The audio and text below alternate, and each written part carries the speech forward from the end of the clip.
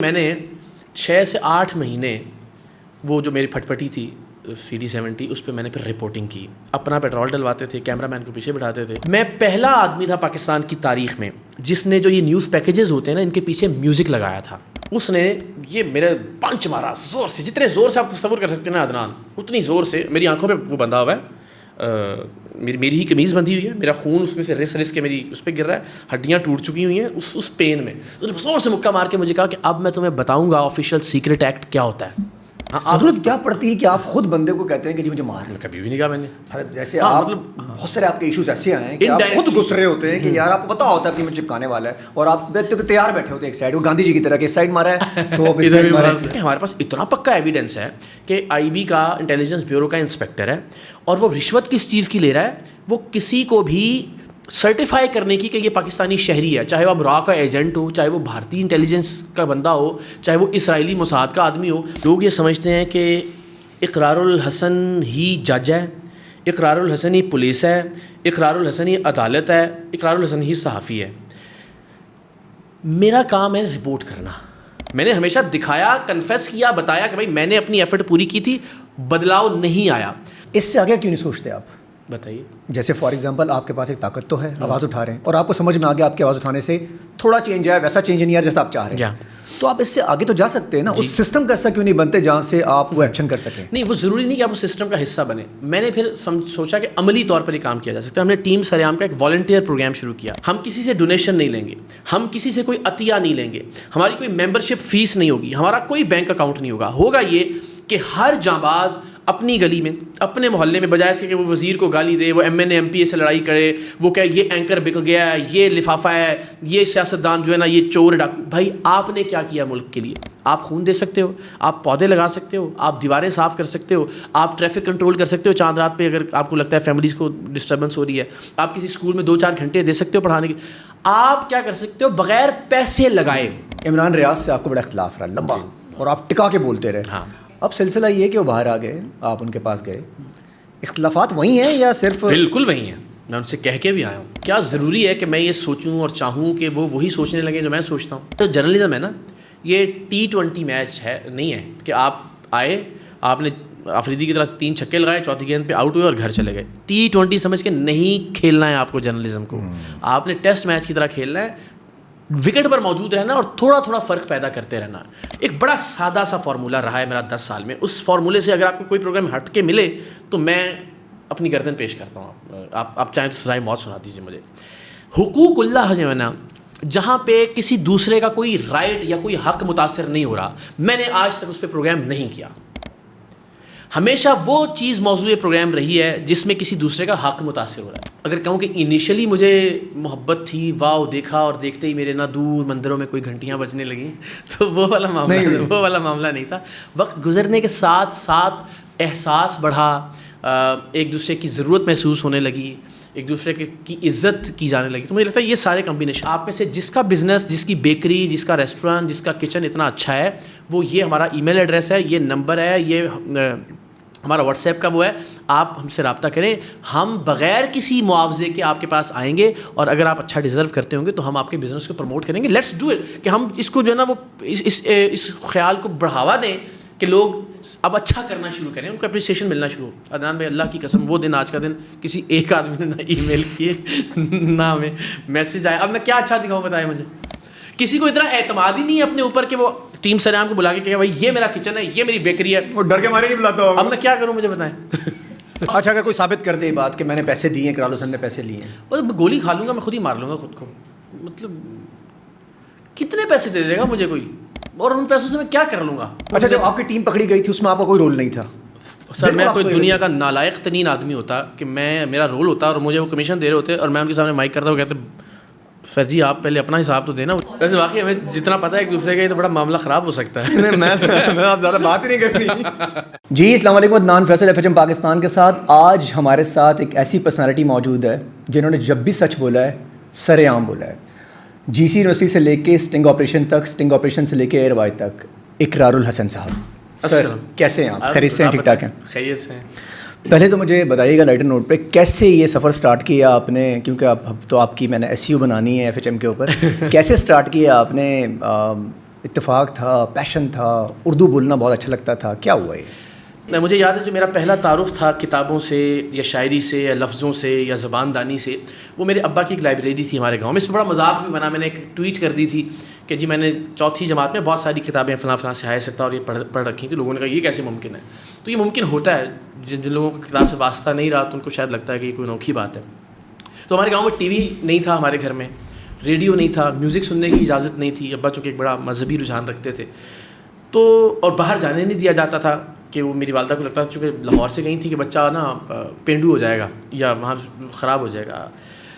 تو گھر کے اندر ہی مجبوری تھی کہ کورس کی کتابیں پڑھنی نہیں ہے, تو ابا کی کتابیں مذہبی کتابیں ہم پڑھتے تھے قصے ڈھونڈنے کے لیے کہ اس میں صحابہ کرام سے متعلق کوئی چیز مل جائے, یا تو وہ کہانیاں ڈھونڈتے ڈھونڈتے ہم نے وہ کتاب سے ایک رشتہ پیدا ہو گیا. پھر ہمیں وہ ایک علامہ صاحب تھے ہمارے گھر کے ساتھ ہی وہ رہا کرتے تھے, ان کو شوق تھا بیت بازی کا, تو ان کی ڈائری میں اکثر لیا کرتا تھا. بڑے عمدہ شعر مجھے آج بھی یاد ہے, اور ہم نے بڑا بزم تاریخ عزیز میں ان کا استعمال بھی کیا ان شعروں کا. تو وہاں سے سفر شروع ہوا کتاب پڑھنے کا, اردو سمجھنے کا. پھر ظاہر کالج میں یونیورسٹی میں تو وہ سارا مواد ساتھ ہی تھا, ذہن کے اندر تھا. تو پھر میں نے ڈیبیٹنگ سوسائٹی کو پریزائڈ کیا. اسلامی کالج میں تھا, وہاں بزم فروغ اردو تھی, میں اس کا پریزیڈنٹ تھا. وہاں پنجابی ادبی مجلس تھی, میں اس کا پریزیڈنٹ تھا. وہاں کا اینول میگزین تھا فاران, میں اس کا چیف ایڈیٹر تھا. وہاں کا منتھلی ایک گزٹ تھا, کالج بلیٹن کہتے تھے اس کو, میں اس کا چیف ایڈیٹر تھا. مطلب آپ نام لیتے جائیے گا. یہ اردو کی گرپ کی وجہ سے تھا یا خود کو بھی ایک پیشن تھا کہ یار وہی چونکہ بیک گراؤنڈ ایسا تھا نا, ابا کا بھی خطابت سے تعلق تھا, پھر کتابیں بھی پڑھتے رہے تو اس ماحول میں ذرا. پھر گورنمنٹ کالج میں آیا تو گورنمنٹ کالج میں نے ڈیبیٹنگ سوسائٹی کو بھی ہیڈ کیا. میں نے وہاں کا جو کالج گزٹ تھا فورٹ نائٹلی, اس کو میں اس کا چیف ایڈیٹر تھا. آج بھی وہ تختوں پہ میرا نام لکھے ہوئے ہیں. پھر میری جو سب سے بڑے اعزاز کی بات تھی, میں اس کو کنٹینیو نہیں کر سکا, لیکن 2005 میں اینول میگزین تھا راوی, جس کی وجہ سے گورنمنٹ کالج کے سارے لوگ راوینس کہلاتے ہیں.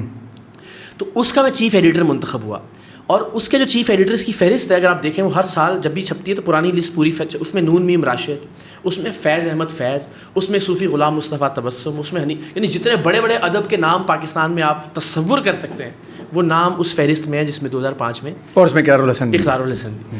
تو وہ پھر گورنمنٹ کالج میں نے میوزک سوسائٹی کا میں سیکرٹری رہا. اس میں ہم سے پہلے شفقت امانت علی تھے, علی ظفر تھے, تو ایک لیگیسی تھی پوری. تو اس زمانے میں مجھے لگتا تھا کہ یار کچھ ایسا کرنا ہے جو جس سے مشہور ہو جاؤں بس. یہ پتا تھا کیونکہ اس وقت TV ARY یا جیو یا یہ تو معاملہ ہی نہیں تھا, سوشل میڈیا تھا ہی نہیں, پی ٹی وی تھا صرف, اور پی ٹی وی پہ اتنے زیادہ آپشنس نہیں تھے, یا کہ جس سے آپ جو ہے نا وہ کہیں کہ یار متاثر ہو کہ میں نے یہ بننا ہے وہ کے.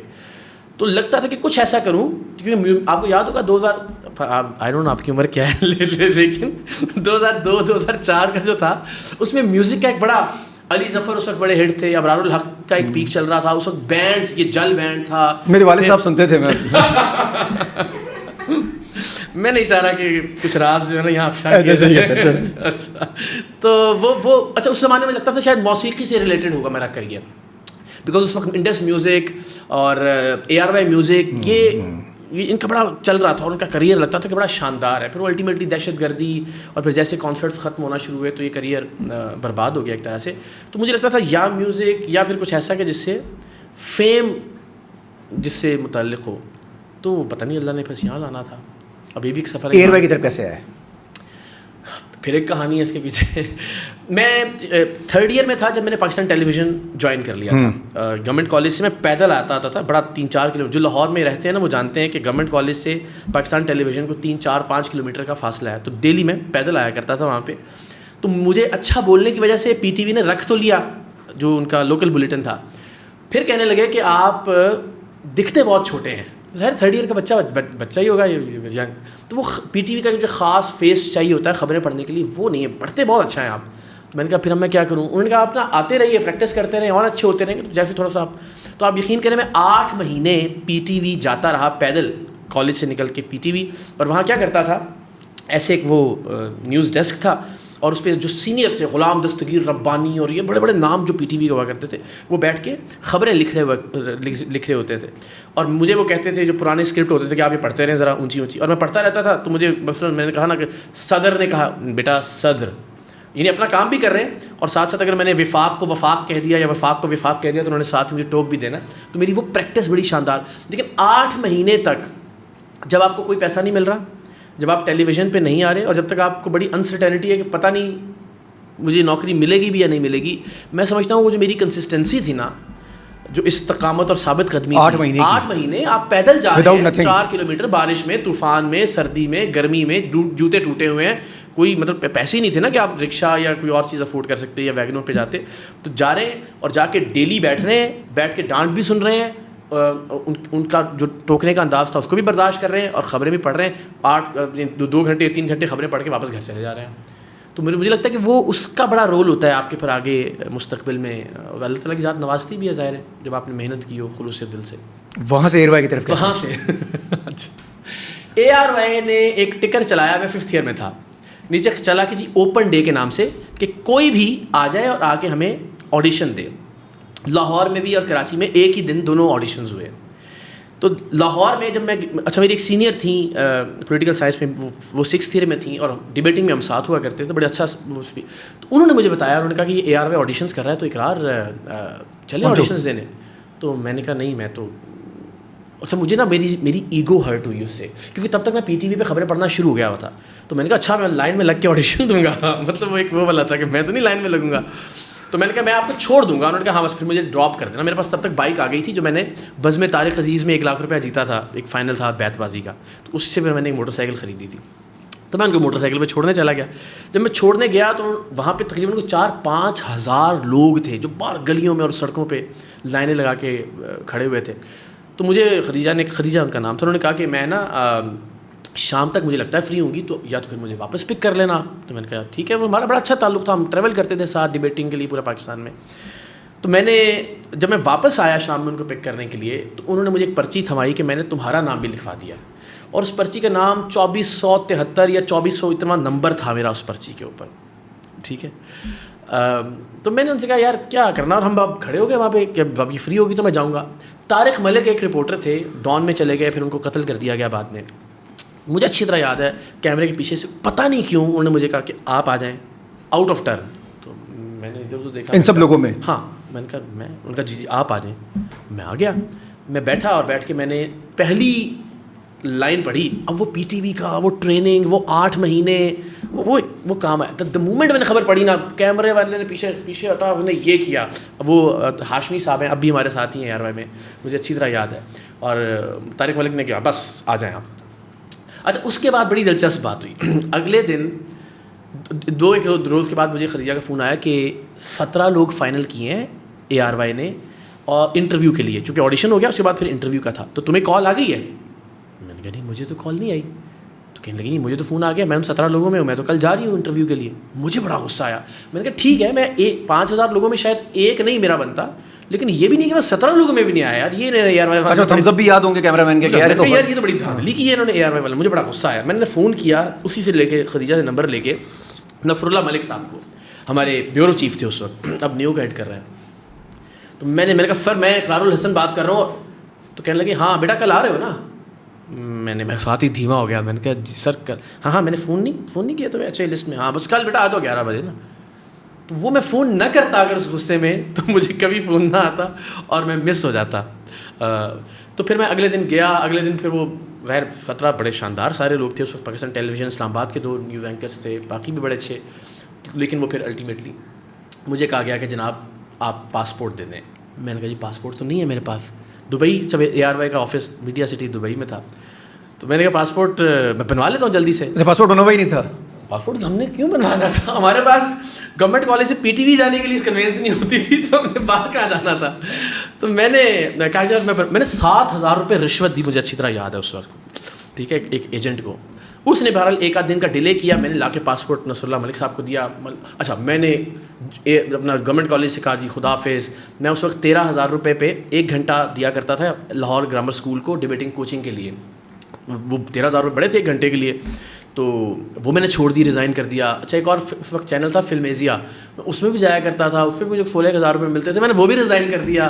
میں نے PTV بھی چھوڑ دیا. میں تو جی میں ARY میں دبئی جا رہا ہوں. جب میں چھوڑ چھاڑ کے واپس آیا تو مجھے نفر اللہ صاحب نے کہا یار وہ ویزے ختم ہو گئے ہیں، تو جب آئیں گے ویزے پھر آپ کو بتائیں گے.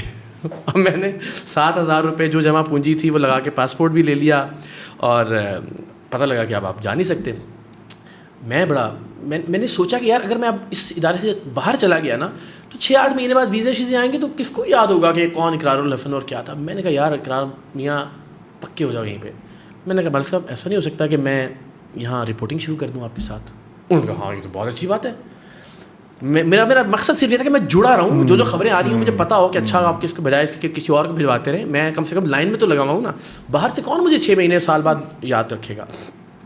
تو عدنان بھائی میں نے 6 سے 8 مہینے وہ جو میری پھٹ پٹی تھی CD70 اس پہ میں نے پھر رپورٹنگ کی. اپنا پیٹرول ڈلواتے تھے, کیمرہ مین کو پیچھے بٹھاتے تھے. میں نے اس زمانے میں پھر وہ پیکیجز بنائے. خیر کالج کا, شاعری کا, تقریروں کا پورا ایک بیک گراؤنڈ تھا. میں پہلا آدمی تھا پاکستان کی تاریخ میں جس نے جو یہ نیوز پیکیجز ہوتے ہیں نا ان کے پیچھے میوزک لگایا تھا. ایک بزرگ کی کہانی تھی, مزدور کی, جو ریڑھی چلاتا تھا ہاتھ سے اردو بازار میں, اس کے پیچھے ہم نے سیڈ میوزک لگایا ایک فلوٹ کا. مجھے نصر اللہ ملک صاحب سے لے کے ARY کے دبئی ڈیسک تک 4 دن تک لڑائی لڑنا پڑی کہ میوزک لگا. ان کا خبروں میں کون میوزک لگاتا ہے. یعنی آپ سوچئے کتنا ہم نے ایوالو کیا اس سارے عرصے کے بعد. مجھے باقاعدہ انہوں نے کہا نالائق پاگل ہے کیا خبر سیریس بزنس ہے, اس کے پیچھے میوزک کوئی ہم فلم تھوڑا ہی بنا رہے ہیں, کوئی ڈرامہ تھوڑا ہی ہے. تو میں نے لڑ جھگڑ کے منت ترلا کر کے پہلا پاکستان کی ہسٹری میں جو نیوز پیکیج کے پیچھے میوزک لگوایا تھا نا وہ میں نے لگایا. اس کے بعد پھر بڑا 6-8 مہینے کا سفر رہا. پھر بڑی یہ کہانی شاید میں نے کہیں نہیں بتائی, یہ مزیدار چیز ہے. سلمان اقبال صاحب تشریف لائے لاہور کے دفتر میں. سلمان صاحب نے پوچھا نصر اللہ صاحب سے, ہاں جی ملک صاحب کیا ہو رہا ہے. مولوی کہتے تھے, ہاں مولوی کیا ہو رہا ہے دفتر میں. اچھا میں نے چونکہ بڑے شاندار پیکیجز بنائے تھے, میں نے جو مغلیہ سلطنت کی پرانی سی جگہیں تھیں ان کو تلاش کیا, قطب الدین ایبک کا مزار, اور پھر میں نے بتایا کہ کیا شہنشاہ ہوتے تھے کہ ایک جنبش ابرو پہ لوگوں کے جسم قربان ہو جاتے تھے اور آگ بیچارے جو ہے نا وہ ایک اندھیری قبر میں پڑے ہوئے وغیرہ وغیرہ. بڑا جذباتی قسم کے ڈبیٹنگ کے سارے میں نے اپنے جو کرشمے تھے نا وہ دکھائے ان پیکیجز میں. تو نصر اللہ صاحب نے کہا جی سر بڑا اچھا کام ہو رہا ہے, آئیں میں دکھاتا ہوں آپ کو. اب انہوں نے 5-6 پیکیجز لگوائے اور سارے کے سارے میرے, کیونکہ سلمان اقبال صاحب کو دکھانا تھا کہ بیورو ہمارا کیا کام کر رہا ہے. اس میں ایک اداکار ادیب تھے جنہوں نے تقریباً 35 سے 40 سال فلم انڈسٹری کو دیے تھے. ان کی وفات ہوئی تھی اور ان کی وفات ان کے 5 مرلے کے کرائے کے گھر میں ہوئی تھی اور اس کے باہر ان کا جنازہ پڑا تھا اور فلم انڈسٹری کا کوئی آدمی ان کے جنازے پہ نہیں گیا تھا. ادیب بڑا نام تھے اپنے وقت کا. تو میں نے ان کی جو قسم پرسی والی موت تھی نا اس کو بڑا ہی درد کے ساتھ بیان کیا, اور مجھے دکھ بھی تھا اس بات کا کہ یار ایک آدمی 35 سال سے, اس وقت ہم ان کے مداح تھے ہم اداکار ادیب کے. تو وہ پیکیج جب سلمان صاحب نے دیکھا مجھے یاد ہے سلمان بھائی یوں کھڑے تھے اور لٹرلی ان کی آنکھیں بھیگی ہوئی تھیں. تو پھر انہوں نے پوچھا 4-5ویں پیکیج کے بعد کہ مولوی کس نے بنایا یہ, بھرائی ہوئی آواز میں. تو ملک صاحب نے میری طرف اشارہ کیا تو مجھے کہنے لگے آنکھوں میں آنسو. اس کے بعد وہ اندر چلے گئے. واللہ عالم پھر کیا بات ہوئی. یعنی تب تک مجھے لگتا تھا, میں ہر روز آتا تھا, میری اماں پوچھتی تھیں کیا ہوا, دبئی نہیں جا رہے. اب وہی 15,000 روپये میری یہاں تنخواہ لگا دی تھی انہوں نے 2-3 مہینے. تو 15,000 تو مطلب اتنا کچھ چھوڑ چکا تھا میں, خواب تھے دبئی جانا ہے اور پھر آگے. تو میں نا امید ہو گیا ہوا تھا اس وقت تک. مجھے تھا میں نے ساری زندگی اب رپورٹنگ ہی کرنی ہے یہاں پہ. تو اندر جا کے شاید سلمان بھائی نے پوچھا ہوگا کہ یہ لڑکا کیا کرتا ہے, کیا ہوا. تو ملک صاحب نے کہا کہ اس کا دبئی کا ہوا تھا وہ نہیں ہو سکا. اسی رات 9 بجے کی فلائٹ سلمان صاحب نے, اسی وقت ویزا, اور مجھے کہا گیا کہ رات 9 بجے آپ کی فلائٹ ہے. میں نے کہا سر کوئی, ان کا نہیں ابھی رات 9 بجے جانا ہے آپ کو. اور میں فلائی کر گیا دبئی کے لیے. وہ پہلی دفعہ تو دبئی جانا, پہلی دفعہ تھا مطلب. ہاں. اور سلمان صاحب کا اندر جانا, اور آپ کو اس وقت پتہ بھی نہیں ہوگا اقرار الحسن سامنے بیٹھا ہوا ہے. ہاں ان کو بھی نہیں پتا تھا کہ کس سے میں کر رہا ہوں, لیکن یہ بات ہے بریک تو انہوں نے دیا اس وقت, اس میں کوئی شک نہیں. تو اب آپ دبئی جا سکتے ہیں. ہاں جا سکتا ہوں, اب میں نے معاملہ حل کر لیا ہے. باخدا میں آپ کو دکھاتا ہوں. اچھا آپ کا مسئلہ دبئی سے حل ہو گیا اب آپ کا. ہاں جی ہو گیا. اب دبئی آپ ٹریولنگ کر سکتے ہو. دبئی آپ نہیں جا رہا, آپ دبئی پسند نہیں ہے نا. دبئی پسند نہیں ہے بھائی, اس کے مسائل سے میں بتا دیتا ہوں. میرے وہاں پہ کچھ لیگل ایشوز تھے اور اس کی وجہ سے میں نہیں جا سکتا تھا. اور آپ دوست میرا بہت مذاق بھی اڑاتے تھے اس بات پہ, لیکن اب میں آپ کو جا کے دکھاؤں گا نومبر میں. جا رہے ہیں آپ؟ ہاں میں جا رہا ہوں. پہلاج صاحب جا رہے ہیں اپنے ایک فٹ بال ٹورنامنٹ کے لیے, تو مجھے ان کو کمپنی کرنا ہے. بڑی بات ہے. اسی لیے میں نے ذرا جلدی اس معاملے کو حل بھی کروا لیا. ہاں. مار کھانا پسند ہے آپ کو؟ ضرورت کیا پڑتی ہے کہ آپ خود بندے کو کہتے ہیں کہ جی مجھے مار. کبھی بھی نہیں کہا میں نے. جیسے آپ بہت سارے آپ کے ایشوز ایسے آئے ہیں کہ آپ خود گسرے ہوتے ہیں کہ یار آپ کو پتا ہوتا ہے اپنی میں چپکانے والا ہے, اور آپ تیار بیٹھے ہوتے ہیں ایک سائڈ, وہ گاندھی جی کی طرح کہ اس سائڈ مارا ہے تو اس سائڈ مارا ہے. تو یہ کیا سلسلہ ہے مطلب؟ اور مار کے علاوہ جو آپ کے ساتھ لاسٹ ٹائم جو ہوا تھا, وہ جو ایک ایجنسی کے آفس میں چلے گئے تھے, IB والا نام لیتے ہیں. ہاں IB والا انٹیلیجنس, تو اس کے اندر جو آپ چلے گئے تھے, وہ تو آپ کے ساتھ جو ہوا وہ تو خوفناک ترین ہو گیا. سب سوچتے تھے کہ اقرار الحسن اس کے بعد تو اب انسان بن جائے گا, ایسے کہہ لیں. ہاں کہ شاید چھوڑ دیں گے سر عام. اور اس میں مجھے اس وقت بھی لگتا تھا کہ شاید میں مارا جاؤں گا. جو سچویشن تھی، دیکھیں اس وقت کچھ بھی کیا جا سکتا نا کہ جی یہ ٹیم اندر گھسی، سیکیورٹی بریچ تھا، ہمارے سنائپرز کو پتہ نہیں انہوں نے کیا سوچا، انہوں نے فائر مار دیا. یہ کہانی بلڈ کرنی تھی نا. اس کے بعد تو شاید کوئی یار لیکن آپ تو خود بھی اتنے سینسیبل ہیں، آپ کو خود نہیں تھا کہ مار دیں گے یار، اٹھا کے سامنے فائر مار دیں گے. اچھا مجھے بریچ تو آپ کر رہے تھے نا. میں نا عدنان بھائی ہمیشہ نا خوش گمان رہتا ہوں لوگوں سے متعلق. میں خدا جانتا ہے میری خواہش یہ ہوتی ہے کہ کسی بھی بد تہذیبی یا بدتمیزی کے بغیر بات کی جائے کسی بھی شخص سے. وہ الگ بات ہے کہ جب آپ یعنی آپ دیکھیے میں آپ کو آپ کی ویڈیو ریکارڈنگ دکھا رہا ہوں کہ جس میں آپ رشوت لے رہے ہیں، کسی میں مثال دے رہا ہوں آپ کو، اور وہ کہہ رہا ہے کہ یہ میں ہوں ہی نہیں. ان اپنی ویڈیو دیکھیے گا، پھر آپ کہتے ہیں یار خدا کا یار شرم کر لیں یار آپ. تب شاید تھوڑا سا میں اگریسو ہوتا ہوں، ورنہ میری کوشش یہ ہوتی ہے کہ آپ دیکھیں بہت سارے پروگرامز ایسے ہیں جس میں کسی نے کہا کہ مجھ سے غلطی ہو گئی ہے، تو میں پھر یہ کہتا ہوں کہ کیوں کرتے ہیں ہم، کیسے ٹھیک ہوگا یہ، چلو یہی میرا لہجہ اس سے زیادہ اونچا کبھی بھی نہیں ہوتا. تو میری خواہش یہ ہوتی ہے ہمیشہ فہم و تفہیم کے ساتھ صرف لوگوں تک بات پہنچ. اچھا آپ اندازہ نہیں تھا یہ سب کچھ ہوگا اندر جانے کے بعد؟ میرا خیال، میں نے کہا نا میں خوش گمان تھا، میرا خیال تھا کہ ہمارے پاس اتنا پکا ایویڈنس ہے کہ آئی بی کا انٹیلیجنس بیورو کا انسپیکٹر ہے، اور وہ رشوت کس چیز کی لے رہا ہے، وہ کسی کو بھی سرٹیفائی کرنے کی کہ یہ پاکستانی شہری ہے، چاہے وہ اب را کا ایجنٹ ہو، چاہے وہ بھارتی انٹیلیجنس کا بندہ ہو، چاہے وہ اسرائیلی موساد کا آدمی ہو.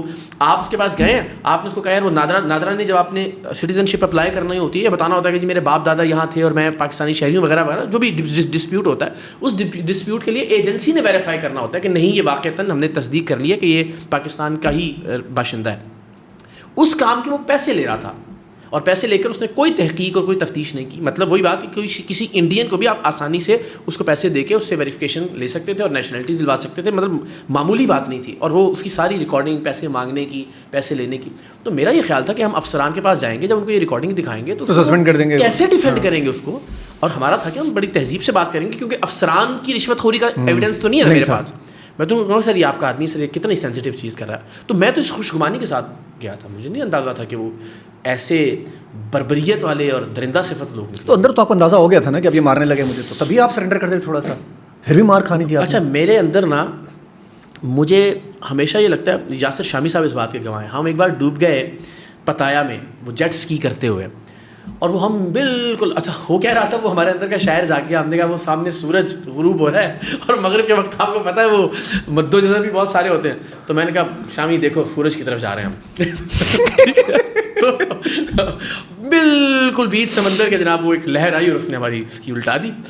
اب وہ جب الٹی تو جو ہم نے لائف جیکٹس پہنی ہوئی تھی وہ آپ کو پتہ ہی وہ ٹورسٹ کے لیے وہ اتنی استعمال ہوئی ہوتی ہیں وہ کسی قابل نہیں ہے. تو 2-4 غوطے آئے مجھے بھی اور شامی صاحب کو بھی.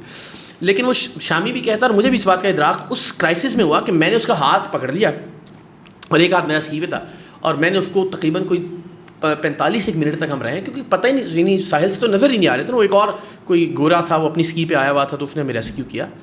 تو میں نے اس کو نہیں ڈوبنے دیا, مطلب میرا ہاتھ, اور میں نے اس کو مستقل کہ نہیں بس قائم رہو, اور وہ حوصلہ دے رہا تھا. تو مجھے لگتا ہے جو کرائسس جب بھی مجھ پہ کبھی آئے نا, تو میرے اندر کی ایک خاص صفت ہے کام رہنے والی, اور اپنا پیشنس لوز نہ کرنا یا گھبرانا نہیں. تو یہ مجھے کرائسس میں مجھے لگتا ہے میرے اندر بڑا مزیدار قسم کا انسان ہے جو شانت والا بلٹن ہے. اللہ نے کچھ کیا ہوا ایسا. تو جب وہ مار رہے تھے نا, یعنی اس نے پسٹل کا بٹ مارا میرے یہاں پہ, ابھی بھی 8 ٹانکوں کے نشان ہیں. پھر یہاں پہ مارے اپنے انہوں نے گنز کے, وہ یہ کندھا ڈسلوکیٹ ہو گیا, ہاں یہ والا تھا. پھر ایک پسلی ٹوٹ گئی, کان کا پردہ پھٹ گیا, خون میرے یعنی بالوں سے لٹرلی جس طرح وہ آبشار ٹائپ جو ہوتا ہے نا وہ رس رہا تھا. ہماری شرٹ اتار کے انہوں نے ہمارے اس پہ باندھ دی, پورا برہنہ کیا, ویڈیوز بنائی. اس ساری سچویشن میں ان کا جو اعلیٰ ترین افسر تھا ڈائریکٹر رضوان محی الدین, اس نے یہ میرے پنچ مارا زور سے, جتنے زور سے آپ تصور کر سکتے ہیں نا عدنان, اتنی زور سے. میری آنکھوں پہ وہ بندھا ہوا ہے, میری ہی قمیض بندھی ہوئی ہے, میرا خون اس میں سے رس کے میری اس پہ گر رہا ہے, ہڈیاں ٹوٹ چکی ہوئی ہیں اس پین میں. تو زور سے مکہ مار کے مجھے کہا کہ اب میں تمہیں بتاؤں گا آفیشیل سیکرٹ ایکٹ کیا ہوتا ہے. تو میں نے کہا سر یہ وقت بتائے گا. اس وقت بھی آپ یہ کہہ رہے ہیں. I still remember. اور اللہ زندگی دے, ہمارے ایک ٹیم ممبر پاکستان زندہ باد کے نعرے لگا رہے تھے وہاں پہ, کامران بھائی. کامران بھائی کہہ رہے پاکستان زندہ باد. ہاں مار تو پڑ رہی تھی. تو مجھے لگتا ہے اب ہم امیون ہو گئے ہیں مار کھا اب تو مار سے زیادہ چلی گئی نا بات, اب تو تھپڑوں سے زیادہ بات ہو گئی, گولیوں سے, دھمکیوں سے. اب تو مقدمے, اور ابھی طارق بشیر جیوا صاحب کے حوالے سے ہم نے, اچھا انہوں نے تو اپنی پوری کوشش کی, کپڑے شپڑے آپ کو پہنا کے آپ بھیج دیا کہ چلیں اب نہیں, انہوں نے وہ ایک پوری جو ہے نا وہ نئی شرٹ ورٹ منگوائی, منہ دھلوایا میرا. میں نے کہا نہیں بھائی, میں وہی شرٹ پہنوں گا جو پہلے والی تھی. پھر وہ ناراض ہو گئے, تمہیں سمجھ نہیں آ رہی. میں نے کوئی ادھر نکلے گا شروع کرے گا گیم, اور آپ نے بیٹھتے ساتھ موبائل میں اور آپ نے ویڈیو شروع کی. اچھا میرا یہ خیال تھا کہ ہم اس کو انالائز کریں گے, ظاہر ہے کہ کیا. اب وہ چلے گئے ہم عباسی شہید اسپتال. اب وہاں جب ایمرجنسی میں جاتے ہیں تو وہاں تو ہر صحافی کھڑا ہے, وہاں تو سارے پولیس والے ہیں, وہاں علاقہ پولیس بھی ہے, وہاں باقی ایجنسیاں بھی, وہاں تو آئی بی والے بھی مجھ سے پوچھ رہے تھے کس نے مارا. میں نے کہا جی آئی بی نے مارا. تو یہ ہوا وہاں. سر یہ جو اسلامیہ یونیورسٹی کا واقعہ ہوا, اس پہ 2 پوائنٹ آف ویو آ رہے ہیں. ایک پوائنٹ آف ویو اقرار الحسن کا ہے جی, اور ایک پوائنٹ آف ویو وہاں کے کچھ لوگوں کا بھی ہے اور وہاں کے منسٹرس کا بھی. بالکل ٹھیک ہے. ایک تیسرا پوائنٹ آف ویو ہے کہ اقرار الحسن نے ریکارڈ اور ایویڈنس بیچ کے پیسے لکھا کے خاموش ہو کے بیٹھ گیا. یہ کیا سلسلہ ہے اور خاموشی ہوئی ہے تھوڑی سی؟ دیکھیے پتہ ہے عدنان بھائی, ہوتا یہ ہے, لوگ یہ سمجھتے ہیں کہ اقرار الحسن ہی جج ہے, اقرار الحسن ہی پولیس ہے, اقرار الحسن ہی عدالت ہے, اقرار الحسن ہی صحافی ہے. میرا کام ہے رپورٹ کرنا. اب ہوتا نارملی یہ کہ لوگوں کو ہوتا ہے کہ بھائی میں نا ولیدہ چیمہ کو پکڑ کے نا حوالات کے اندر پھینک کے نا پھر اس کی ویڈیو بنا کے پھر کہتا کہ دیکھیں میں نے اس کیس کو اپنے انجام تک پہنچا دیا. بھائی میں یہ میرا کام نہیں ہے نا, یہ میرا کام تھا, یہ میں نے آپ کو بتایا. آپ نے جو ان کی طرف سے موقف آیا طارق بشیر چیمہ صاحب کی طرف سے کہ یہ غلط بیانی کر رہے ہیں, یہ ٹھیک نہیں ہے, میں نے آپ کو انٹیلیجنس بیورو کی رپورٹ شیئر کر دی کہ اس میں دوسرے نمبر پر آئی ایس کی ٹریڈ میں, آئی ایس کے یوزیج میں, آئی ایس پارٹیز میں ولی داد چیمہ کا نام ہے 2021 کی انٹیلیجنس بیورو کی رپورٹ میں. ڈینائی کر دیں انٹیلیجنس بیورو اس کو, ڈی پی او ڈینائی کر دے اس کو. میں نے کہا یہ آئی جی آفس کو بھیجی گئی ہے, میں نے کہا یہ چیف منسٹر ہاؤس کو بھیجی گئی ہے, میں نے بتایا ڈی پی آفس کو بھیجی گئی ہے, آر پی آفس کو بھیجی گئی ہے, پرائم منسٹر ہاؤس کو بھیجی گئی ہے. یہ آفیسز ڈینائی کر دیں کہ ایسی کوئی رپورٹ ہمیں جون 2021 میں نہیں ملی. سدرا بطول غالباً ان کا نام تھا جو ڈپٹی ڈائریکٹر تھے اس وقت, وہ ایڈیشنل ڈائریکٹر, اس وقت ڈپٹی ڈائریکٹر تھیں, اب ایڈیشنل ڈائریکٹر ہوگی پرابلی. تو ان کی وہ جاری کردہ رپورٹ تھی. اب اس سے بڑا ایویڈنس پاکستان کی ایک جو سویلین سب سے بڑی انٹیلیجنس ایجنسی ہے اس کی ایک رپورٹ ہے, اور وہ رپورٹ اس واقعے سے 3 سال 2 سال پہلے کی رپورٹ ہے. میں نے ایویڈنس شیئر کر دیا آپ سے. اب اس کے بعد میں کیا کروں, مجھے بتائیے. میں کیا گھر گھس جاؤں ان کو گھسنے کے بعد جو ہے نا میں کیا حوالات. چیمہ صاحب سے پریشر آیا کیونکہ تو پیچھے پڑ گئے آپ کے. کیا پریشر آنا تھا ان کی طرف سے, ان کی طرف سے وہ 1-2 نوٹسز بھجوائے گئے, دیٹس اٹ. وہ ہم لیگلی اس کو فیس کر رہے ہیں. لوگ میں نے یار تو پھر آپ کا اتنا کچھ کرنے کا فائدہ کیا ہوا؟ کیا کروں. اچھا یہ نہیں آپ سمجھیں, یہی بات ہے نا, ہم لوگ سمجھ نہیں پاتے کہ ایک جرنلسٹ کا کام ہے رپورٹ کرنا, اور وہ ہم اپنی زندگی پہ کھیل کے رپورٹ کرتے ہیں ہمیشہ. میرا کام یہ نہیں ہے کہ میں اس کو کوئی سزا سنا دوں ولی داد چیمہ کو, یا میرا کام یہ نہیں ہے کہ میں اس کو حوالات کے پیچھے بند کر کے آپ کو تصویر بنا کے کہوں دیکھیں جی میں نے اس کیس کو اس کے منطقی انجام. تو اب ڈس اپوائنٹ نہیں ہو رہے کہ یار میرا اتنا کچھ کرنے کا فائدہ کیا ہوا, پھر اتنی دشمنی میں کبھی بھی نہیں ہوا. میں آپ کو مثال دیتا ہوں, ہم نے سریام میں ہمیشہ فالو اپس پروگرام کیے. ہم نے ہمیشہ دکھایا کہ یہ جعلی پیر یہ عورتوں کی عزتوں سے کھیل رہا تھا. ہم نے ایک شو کیا, پولیس نے اس کو اریسٹ کر لیا, اس کے بعد یہ پیر یہی کام دوبارہ کر رہا ہے. ہم نے بتایا یہ انتڑیوں اور ہڈیوں اور چربی سے بنانے اپنا بناسپتی گھی بنانے والی فیکٹری تھی. ہم نے اس کو 6 بار سیل کروایا. یہ فیکٹری بھائی جان اب بھی چل رہی ہے. ڈی ایس پی بھی وہی ہیں سارے. یہ ڈی ایس جس نے یہ رشوت لے رہا تھا یہ دوبارہ بحال ہو گیا. ہمارا کام میں نے ہمیشہ یہ دکھایا, جہاں کوئی 2-4% تبدیلی بھی آتی ہے میں یہ بھی دکھاتا ہوں کہ نہیں اس آدمی نے سدھار آ گیا, یہ بدل گیا, یا اب یہ ادارہ رشوت نہیں لے رہا. تو جہاں اچھائی بھی ہوتی ہے, لیکن بدقسمتی سے زیادہ تبدیلی نہیں آئی. میں نے 10 سال پروگرام کیا اور میں نے کبھی یہ دعویٰ نہیں کیا کہ میں کوئی ریولوشن لے آیا ہوں یا میں کوئی انقلاب لے آیا ہوں یا میں نے بدل دیا ہے پورے معاشرے کو. میں نے ہمیشہ دکھایا, کنفیس کیا, بتایا کہ بھائی میں نے اپنی ایفرٹ پوری کی تھی, بدلاؤ نہیں آیا. میں ہمیشہ یہ بات کہتا ہوں, میں کہتا ہوں کہ یار مجھے یہ اطمینان ہونا چاہیے کہ جب میں اللہ کی بارگاہ میں جاؤں, سب نے جانا ہے, ہم نے کسی کو یہ نہیں ہے کہ کوئی رہ جائے گا یہاں پہ, میں بس یہ کہہ سکوں کہ اللہ کی ذات تو جانتی ہے مالک, تیرے سے بہتر دلوں کے حال کوئی نہیں جانتا. جو میری اوقات تھی میں نے اس سے بڑھ کر اپنا کام کیا, تو جانتا ہے. بس یہ اطمینان یہ سکون مجھے ہو پروردگار کے سامنے پیش ہوتے ہوئے. فرق پڑا نہیں پڑا, کوئی اپنے انجام تک پہنچا نہیں پہنچا, یہ میرا معاملہ نہیں ہے. مجھے خدا نے یہ طاقت دے کر نہیں بھیجا. مجھے خدا نے جو طاقت دے کر بھیجا وہ آواز بلند کرنے کی ہے, وہ رپورٹ کرنے کی ہے, وہ اپنا پیغام پہنچانے کی ہے. وہ کام میں دیانتداری سے کر رہا ہوں اور کرتا رہوں. اچھا اس سے آگے کیوں نہیں سوچتے آپ؟ بتائیے. جیسے فار ایگزامپل آپ کے پاس ایک طاقت تو ہے, آواز اٹھا رہے ہیں, اور آپ کو سمجھ میں آ گیا آپ کی آواز اٹھانے سے تھوڑا چینج آیا, ویسا چینج نہیں آیا جیسا آپ چاہ رہے ہیں, تو آپ اس سے آگے تو جا سکتے ہیں نا. اس سسٹم کا حصہ کیوں نہیں بنتے جہاں سے آپ وہ ایکشن کر سکیں؟ نہیں, وہ ضروری نہیں کہ آپ اس سسٹم کا حصہ بنے. میں نے پھر سوچا کہ عملی طور پر یہ کام کیا جا سکتا ہے. ہم نے ٹیم سریام کا ایک والنٹیئر پروگرام شروع کیا. 16 لاکھ لوگ اس میں رجسٹر, جیسے آپ جاں باز کہتے ہیں, جو ہماری ٹیم سریام کے جاں باز ہیں. اچھا ہم نے کہا کہ یہ ماڈل, اس کا کوئی فائنینشیل ماڈل نہیں ہوگا. ہم کسی سے ڈونیشن نہیں لیں گے, ہم کسی سے کوئی عطیہ نہیں لیں گے, ہماری کوئی ممبرشپ فیس نہیں ہوگی, ہمارا کوئی بینک اکاؤنٹ نہیں ہوگا. ہوگا یہ کہ ہر جانباز اپنی گلی میں اپنے محلے میں، بجائے اس کے کہ وہ وزیر کو گالی دے، وہ MNA MP سے لڑائی کرے، وہ کہ یہ اینکر بک گیا ہے، یہ لفافہ ہے، یہ سیاستدان جو ہے نا یہ چور ڈاکو. بھائی آپ نے کیا کیا ملک کے لیے؟ آپ خون دے سکتے ہو، آپ پودے لگا سکتے ہو، آپ دیواریں صاف کر سکتے ہو، آپ ٹریفک کنٹرول کر سکتے ہو چاند رات پہ اگر آپ کو لگتا ہے فیملیز کو ڈسٹربنس ہو رہی ہے، آپ کسی اسکول میں 2-4 گھنٹے دے سکتے ہو پڑھانے کے. آپ کیا کر سکتے ہو بغیر پیسے لگائے؟ وہ ایک پوری تحریک ہے. پھر ظاہر میری اپنی ذاتی زندگی کے بہت سارے مسائل ہیں، فائنینشیل ایشوز اور سب چیزیں، کہ میں اس کو اس طرح سے بیکاز ٹریول کرنا ہے، آپ نے ہر جگہ اپنا میسج لے کے جانا ہے، ان کے ایونٹس کو آرگنائز کرنا ہے، تو وہ اتار چڑھاؤ اس میں آتا رہتا ہے. لیکن وہ ایک بڑی سکسیزفل اور دنیا کی تاریخ میں اپنی مثال آپ ایک تحریک ہے، اور وہ تاریخ اس کو یاد رکھے گی انشاءاللہ. تو عملی طور پر میں لوگوں کو یہ ٹرین کرنے کی کوشش کر رہا ہوں کہ آپ اگر اپنے ہاتھ سے کوڑا اٹھائیں گے کسی جگہ سے کم آپ ایسے اچھے فرد بن جائیں گے کہ آپ دوبارہ سڑک پہ کوڑا نہیں پھینکیں گے. جب آپ کسی دیوار کو صاف کریں گے نا کسی کیمپین کا حصہ بن کے وال چاکنگ سے، تو ایٹ لیسٹ جب آپ اپنا بزنس شروع کریں گے تو آپ کو یہ احساس ہوگا کہ یار دیوار پہ وال چاکنگ کرنا غلط ہے. تو تھوڑا سا بدلاؤ ہم لوگوں کے اندر. اچھا، اگر اس طرف سے کوئی فورس آیا ہے، یہ سارے لوگ جو جہاں باز ہیں آپ کے، جو پسند کرتے ہیں آپ کو، اتنا بڑی فین فالوئنگ ہے آپ کی، کہ یار آپ پالیٹکس میں آ جائیں. ابھی تک تو میں قسمیں اٹھاتا رہا ہوں، حلفاً کہتا رہا ہوں، اس لیے کہ شاید لوگوں کو، میں چاہ یہ رہا تھا کہ ہر پارٹی کا، ہر مکتبہ فکر کا، ہر فرقے کا، ہر طبقے کا آدمی اس تحریک کو جوائن کرے. اس کے لیے میں نہیں چاہتا تھا کہ اس کی کوئی سیاسی شناخت ہو اس تحریک کی. تو میں نے اب تک یہ حلف لیا ہے، میں آپ کے سامنے بھی حلف لیتا ہوں کہ میری کوئی ایسی انٹینشن نہیں ہے کہ میں UC کا چیئرمین ہو، چاہے وہ MNA کا الیکشن ہو، چاہے وہ کسی نگراں حکومت میں کسی وزیر کے طور پہ لائن میں لگنا ہو، کبھی کوئی عہدہ، کوئی سرکاری اختیار یا اقتدار آپ مجھے نہیں دیکھیں گے کبھی بھی. عمران ریاض سے آپ کو بڑا اختلاف رہا لمبا، اور آپ ٹکا کے بولتے رہے. ہاں. اب سلسلہ یہ کہ وہ باہر آ گئے، آپ ان کے پاس گئے، اختلافات وہی ہیں یا صرف؟ بالکل وہی ہیں، میں ان سے کہہ کے بھی آیا ہوں، بالکل وہی ہیں. وہیں پہ اختلافات ہیں آپ کے سارے؟ بالکل. اگر ان کو ادراک اور احساس ہوگا کہ وہ ٹھیک ہے، دیکھیں اس سے میں نے یعنی یہ کیا ضروری ہے کہ میں یہ سوچوں اور چاہوں کہ وہ وہی سوچنے لگیں جو میں سوچتا ہوں.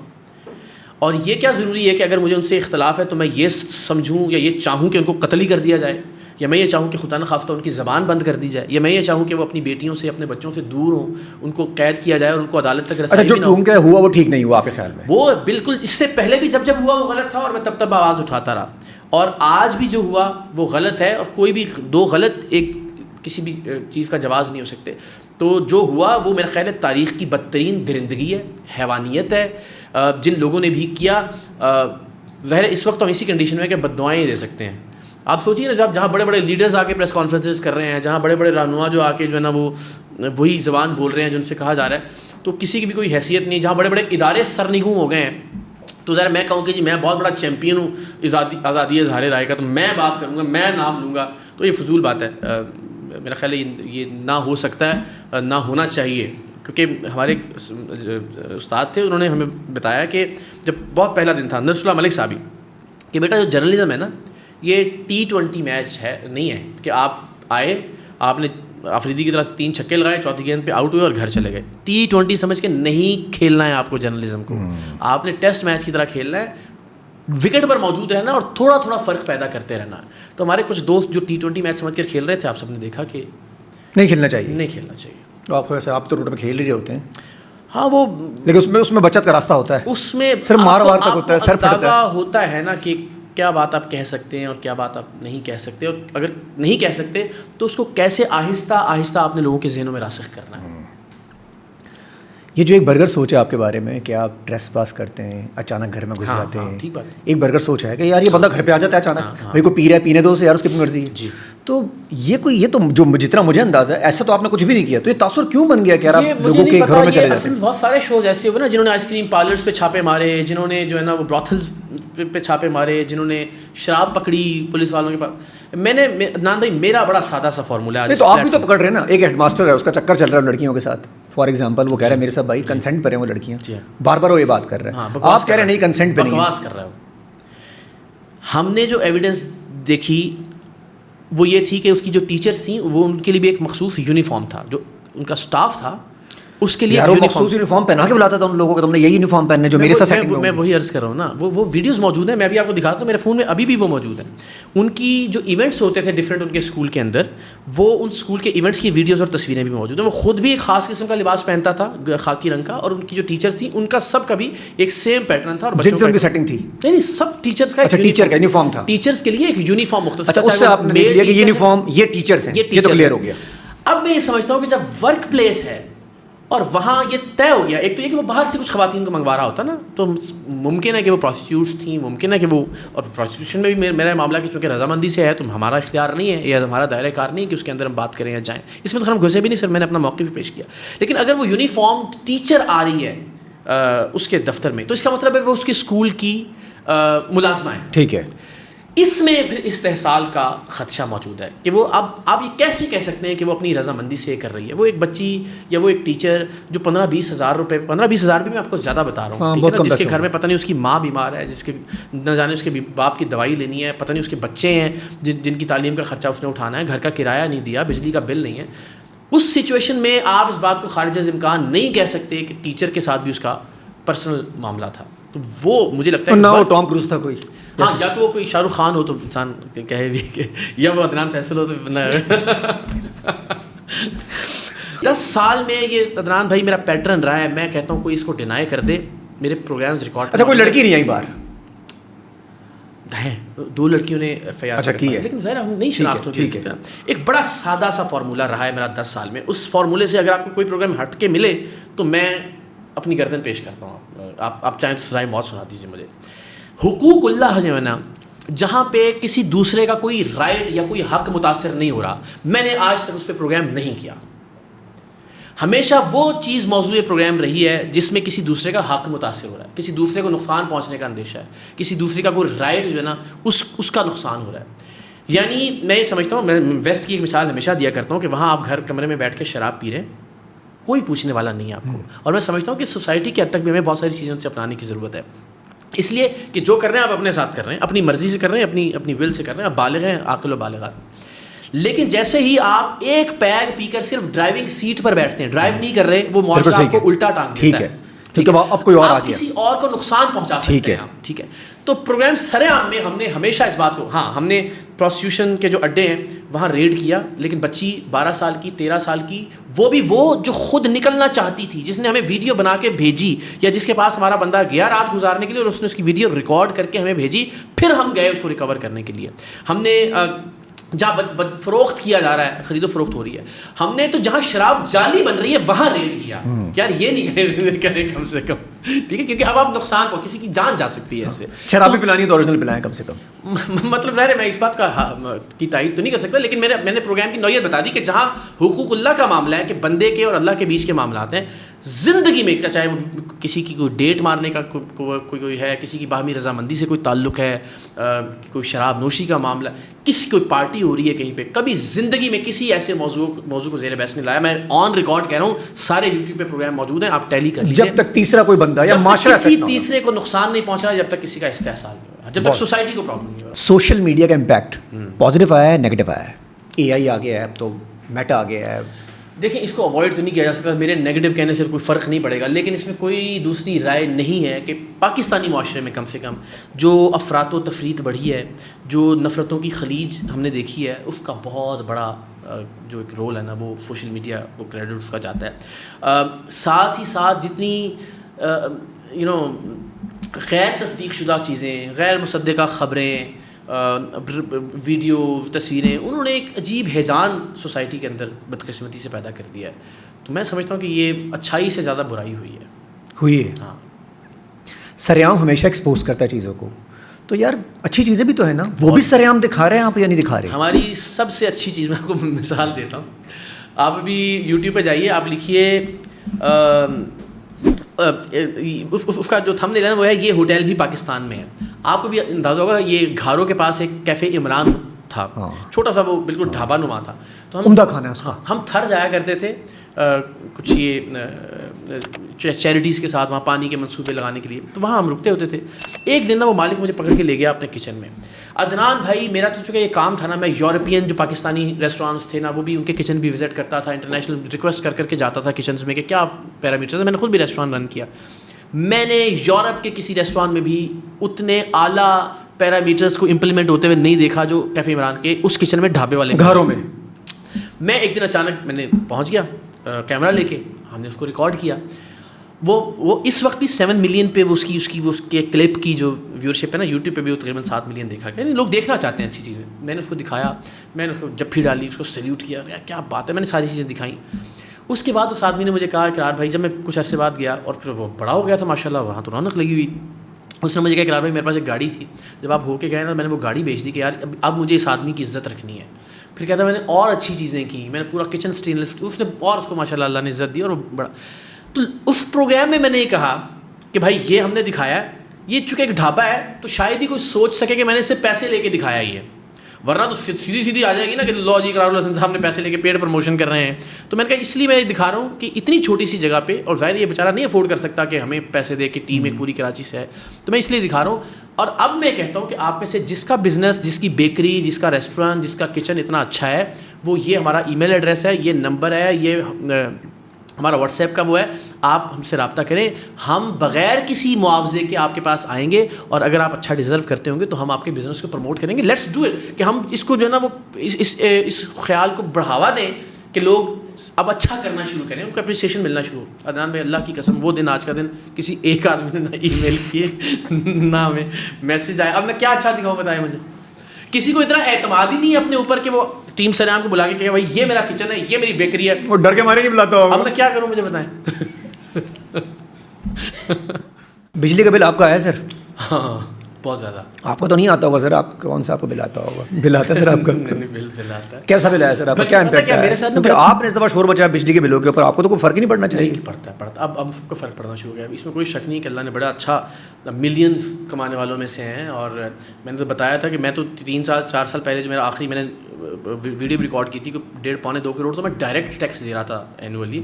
تو اس سے اندازہ لگا سکتے ہیں. اچھا, ایک طرف آپ کے ٹیکسز کی بات, دوسرے لوگ کہتے ہیں پیسے کھا لے گئے, اقرار حسن نے پیسے کھا لیے فار ایگزامپل. وہ کہتے ہیں پیسے لے کے پروگرام کرتا ہے. آپ نے بڑا اچھا جواب دیا تھا ایک زمانے میں کسی بندے کو جو پاگل لڑکی کو وہ کر رہا تھا, کوئی ٹارچر کر رہا تھا, آپ نے اس کو ریسکیو کروایا تھا.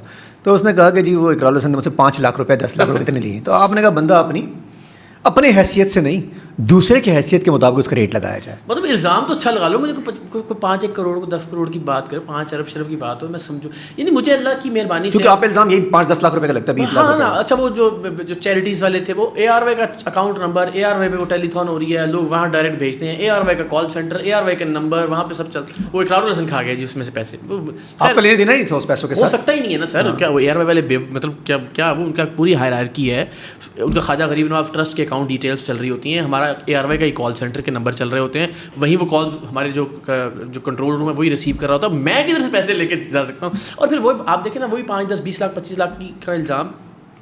عدنان بھائی میں جتنا شکر اللہ تعالیٰ کی ذات کا ادا کروں نا, میں ہمیشہ یہ کہتا ہوں, جو بھی میں نے بتا دیا میری یہ حیثیت بھی نہیں تھی کہ میں کالج سے پاکستان ٹیلی ویژن جو ہے نا وہ کوئی رکشہ ہی کروا لیتا یا کسی وین میں چلا جاتا, یہ تھا. لیکن اللہ تعالیٰ کی ذات نے مجھے دنیا کی کون سی ایئر لائن, اس ایئر لائن کی کون سی کلاس اس میں ٹریول نہیں کروایا, کون سا پرائیویٹ جیٹ ہے جس کے اندر میں نے سفر نہیں کیا. الزام بھی بڑا لگا ہے میرے پہ. میں کہاں دنیا بھر میں جہاں جاتے ہیں وہاں جو بھی دوست احباب ہیں, ہم ہیلی کاپٹرز کا مطلب تو بہت بڑی نارمل سی رائڈز ہیں. آپ لیمبرگینی سے لے کے فراری سے لے کے رولز رائس کسٹم میڈ, ہم نے کیا چیز خود ڈرائیو نہیں کی, ہم نے کس ہوٹل میں اسٹے نہیں کیا, ہم نے دنیا کا کون سا مہنگا ترین بیف یا کھانا نہیں کتنا فری کھانے کھلائے دوستوں کو, یہاں پہ ہوٹل کھول کے یہاں کھانا کھلایا کراچی میں لوگوں. لیکن اللہ نے کس نعمت سے مجھے کس چیز کا مجھے آپ یقین کریں مجھے سمجھ میں نہیں آتا کہ مجھے کس لیے پیسے چاہیے. یعنی اب تو یہی ہے کہ میں کہوں میں نے ایک جزیرہ. اچھا اگر کوئی ثابت کر دے یہ بات کہ میں نے پیسے دیے ہیں, اقرار حسن نے پیسے لیے ہیں, میں گولی کھا لوں گا, میں خود ہی مار لوں گا خود کو. مطلب کتنے پیسے دے دے گا مجھے کوئی, اور ان پیسوں سے میں کیا کر لوں گا, مجھے یہ بتائیں. یعنی عدنان بھائی مجھے جب کوئی بزرگ خاتون, اچھا جب آپ کی ٹیم پکڑی گئی تھی اس میں آپ کا کوئی رول نہیں تھا سر, میں کوئی دنیا کا نالائق ترین آدمی ہوتا کہ میرا رول ہوتا اور مجھے وہ کمیشن دے رہے ہوتے اور میں ان کے سامنے مائک کرتا ہوں, کہتے سر جی آپ پہلے اپنا حساب تو دینا, وہ جو میں نے آپ کو وہ ویڈیو دنیا بھر کے سامنے ہے. میرا سب سے جو سینئر, یار آپ کو خود ڈر نہیں لگا کہ وہ کچھ بات تو منہ سے بھونک دیں گے نا, کچھ کوئی تو بات کر دیں گے آپ کے کچھ خلاف کہہ یار. دیتے ہیں کہ کلاس صاحب آپ تو لڑکیوں کا استحصال کرتے ہیں, کچھ کہہ دیتے کہ آپ نے تو فلاں پروگرام جعلی کیا تھا, وہ یہ کہہ دیتے, بعد میں ویڈیو بنا کے بتا دیتے, غصے میں آ جاتے بعد میں آپ کے جانے کے بعد کہ یار پروگرام اس میں یہ ایکٹر آپ نے یوز کیا تھا, اس ایکٹر کو لے آتے ہیں, وہ تو میرے ساتھ 8 سال سے تھے نا, وہ مجھے کہہ دیتے کہ جناب آپ نے فلاں جگہ ٹیکس کھایا تھا, آپ نے فلاں جگہ جہاز میں سفر کرتے ہوئے فلاں آدمی کو کہہ کے آپ نے سیٹ اگلی کروائی تھی, کسی لڑکی کو نمبر دیا تھا, آپ نے کچھ تو تھا, میں تو ان کی 16 لاکھ لوگ بچیوں کی ٹیم چلا رہا تھا, بتا دیتے کہ آپ فلاں کو ہوٹل کے کمروں میں لے کے جاتے تھے, آپ کچھ تو کہہ دیتے. وہ غصے میں آ جاتے, جن لوگوں کو ایکسپوز کیا, نوکری سے نکالا, اریسٹ کروایا, وہ کوئی بات تو کرتے. 8 سال سے میرے ساتھ تھے, دن رات کے ساتھی, سفر ساتھ کرنا, ریڈ ساتھ کرنا, ٹیم سریام پوری 16 لاکھ کی ساتھ چلانا, ایونٹ ساتھ آرگنائز کرنا, گھر آنا جانا, 24 گھنٹے کا رابطہ. کچھ سنائے سر, آپ کے شعر جو ہے نا وہ ٹک ٹاک پہ بڑے وائرل ہوتے ہیں, تو شعر و شاعری کا وہ شوق بھی ہے, تو ہماری ٹیم کو بھی کچھ ہم سننا چاہتے ہیں. اچھا, ایک شعر تو میں ہمیشہ ہر جگہ سناتا ہوں, وہ میں اور قرۃ العین جب ملے تو ہمارا پہلا جو شعری تبادلہ تھا, اچھا ہم شعروں میں گفتگو کیا کرتے تھے, ہمارا میسج ویسج نہیں ہوتے تھے, ہم وہ شعر بھیجتی تھی تو میں اسی کا جواب شعر کے اندر ہی دیا, شعروں کے اندر ہی معاملہ چل رہا تھا. ہاں, اور یہ تہذیب حافظ صاحب پاکستان کا بہت بڑا نام ہے, تو وہ جب وہ اور میں ملاقات کرتے ہیں تو ہمارا بھی اکثر یہی چل رہا ہوتا ہے کہ وہ کوئی شعر سناتے ہیں تو اس کا جواب اسی موضوع پر انہی الفاظ کے ساتھ ایک اور شعر کے ساتھ. اچھا, یہ شعروں کی انتاکشری ہوتی ہے. شعروں کی انتاکشری تو بہت آسان ہے نا, کہ آپ نے بیت بازی کہہ لیجیے کہ آخری لفظ سے شروع کرنا ہے, لیکن اسی موضوع کا شعر سنانا یہ ذرا زیادہ مشکل کام ہے, مزیدار چیز ہوتی ہے.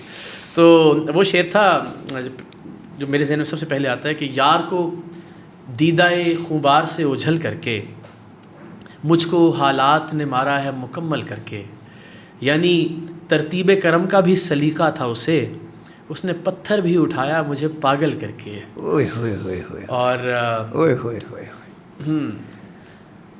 ایک اور بڑا خوبصورت شعر ہے, یہ جو ننگ تھے, یہ جو نام تھے, مجھے کھا گئے. یہ جو ننگ تھے, یہ جو ننگ تھے, یہ جو نام تھے, مجھے کھا گئے. یہ خیال پختہ جو خام تھے, مجھے کھا گئے.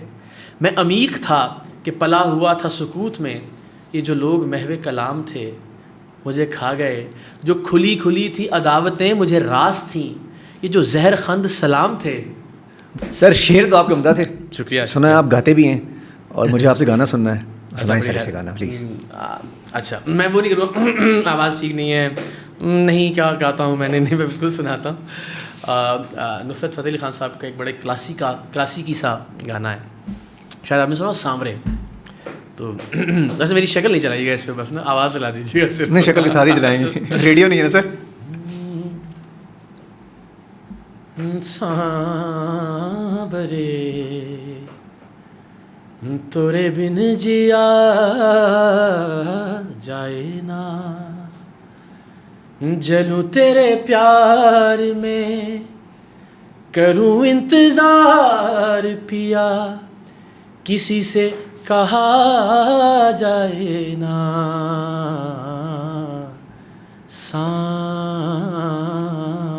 سانورے تورے بن جیا جائے نا,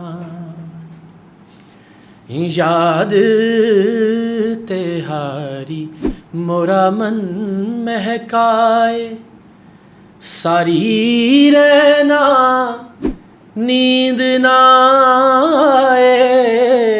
یاد تہاری مورا من مہکائے, ساری رہنا نیند نہ آئے. برہا کی ماری دیکھوں راہ تہاری, دو نینوں کے دیپ جلائے. جلوں تیرے پیار میں کروں انتظار پیا, کسی سے کہا جائے نا. سانورے تورے بن جیا جائے نا.